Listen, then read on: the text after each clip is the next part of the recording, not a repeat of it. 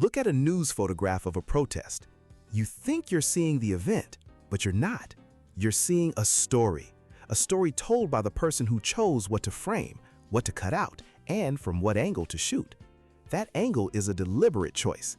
When a politician is photographed from below, they look powerful, imposing. When a charity ad shows a subject from above, they look vulnerable, small. This is a visual grammar of power, positioning you, the viewer, as either subordinate or superior. These choices aren't neutral. They are active representations. Color has its own vocabulary too. In the TV series The Handmaid's Tale, the handmaid's red isn't just a costume. It's a symbol of fertility, blood, and danger, a visual uniform of totalitarian control. Even a font tells a story. A law firm uses a traditional serif font like Times New Roman to communicate stability and authority.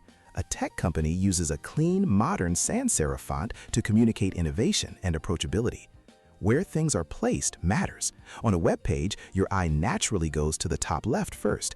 That's where the most important message is placed. The legal disclaimers? They're buried in small print at the bottom. This visual hierarchy isn't accidental. It reflects priorities.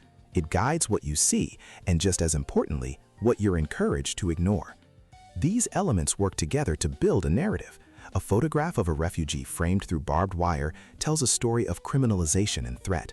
A portrait of that same person, looking directly at the camera, tells a story of individual humanity. So the next time you see an ad, a website, or a news photo, remember you're not just looking, you're reading a carefully constructed message. The skill is learning to see the construction.